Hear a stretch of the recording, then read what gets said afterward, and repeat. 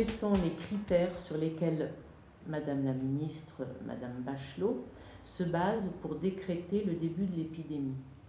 Ah, mais elle se base sur les critères de l'OMS. Vous avez le bateau ivre de la santé. Comment peut-on d'ailleurs, en étant bateau ivre, pouvoir dire de façon formelle c'est là ou c'est là? Vous voyez, quand on est ivre, hein, on ne sait pas trop. Il n'y a pas tant de morts que ça, hein, jusqu'à présent. Il y a eu quoi? 5000 cas peut-être officiellement en France, 5000 cas et 5-6 décès. Allez, je vais dire avec la Calédonie, etc., une vingtaine de décès. Sur, allez, 10 000 cas, ça ne fait pas une mortalité importante. C'est toujours ça de trop, mais ce n'est pas une mortalité importante. L'OMS disait qu'en Australie, il allait déclencher 80 000 morts et 6 000 décès. Il y a eu 161 décès et 3 500 hospitalisations. Donc vous voyez, on en est loin. Et il y a eu 2 fois moins d'ailleurs d'hospitalisations qu'avec la grippe saisonnière de 2006 ou de 2007 ou de 2008. Pareil, on fait le même constat, à peu près équivalent en Argentine, où elle a suivi, la grippe H1N1 a suivi une classique courbe de Gauss, c'est-à-dire que ça monte comme ça et ça redescend. Et il n'y a que l'OMS qui nous dit « Ah ben oui, mais de toute façon, après son passage dans l'hémisphère sud, il va devenir très virulent chez nous. » Rien ne permet de le dire. C'est pas parce qu'il va prendre l'avion, ce virus, qu'il va devenir virulent. Mais pour l'instant, c'est, comme dirait un certain professeur que je ne nommerai pas, c'est une grippette.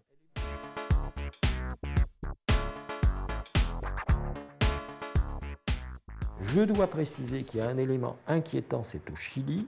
Un cultivateur, un éleveur chilien, a été contaminé par le H1N1. Et il a transmis le H1N1 à ses volailles.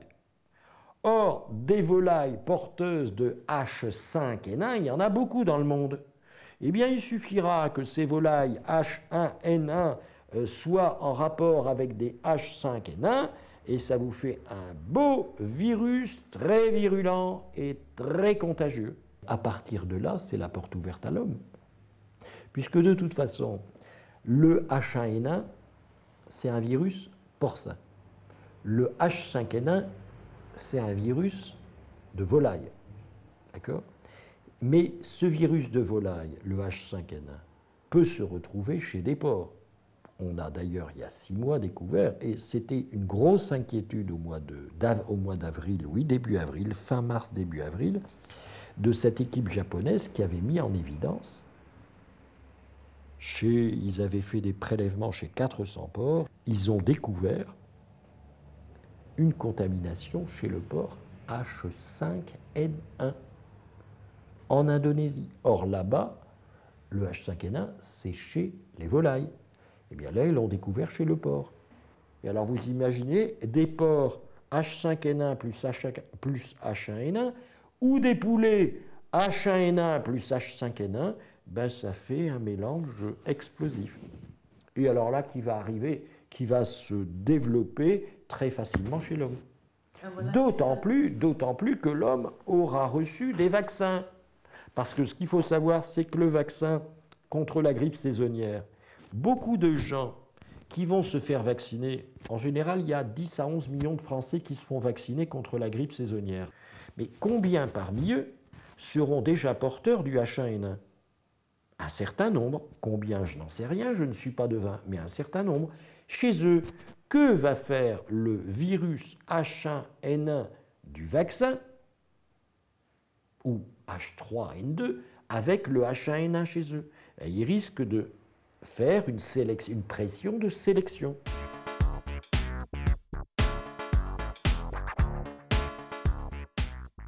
C'est le vaccin qui va créer des pressions de sélection, et donc qui risque par ces pressions de sélection de favoriser une mutation du virus.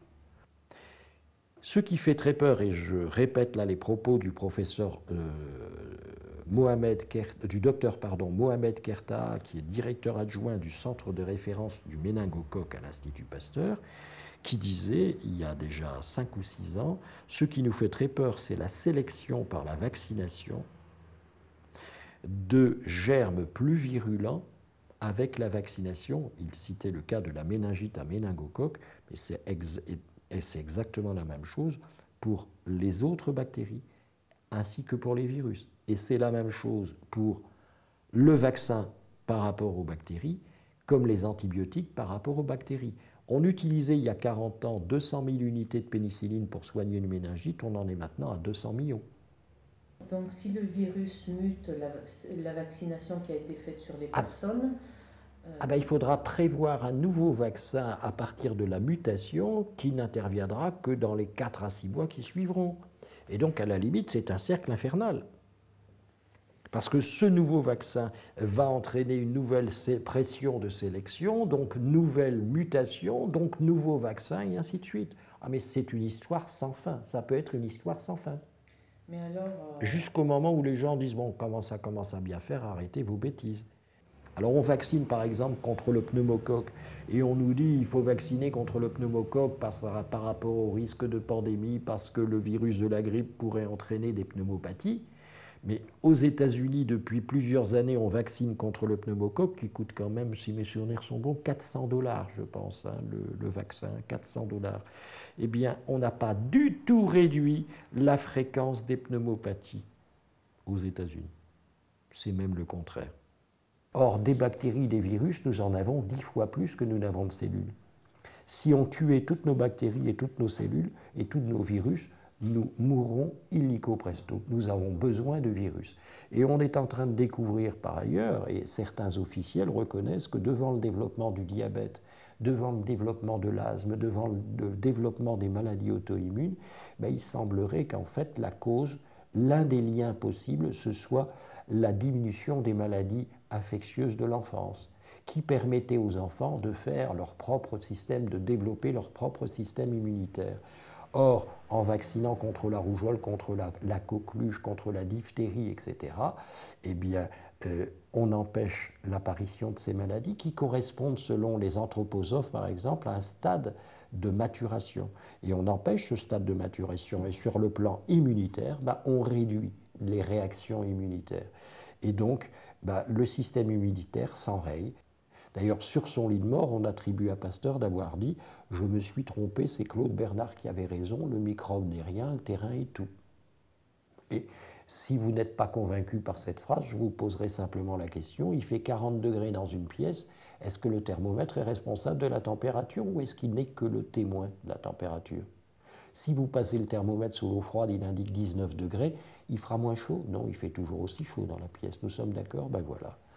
Le professeur Flao, lui-même directeur des hautes études de santé de Rennes, reconnaît lui-même que, à sa connaissance, dit-il, il n'y a aucune étude qui montre qu'un vaccin soit capable d'enrayer une épidémie.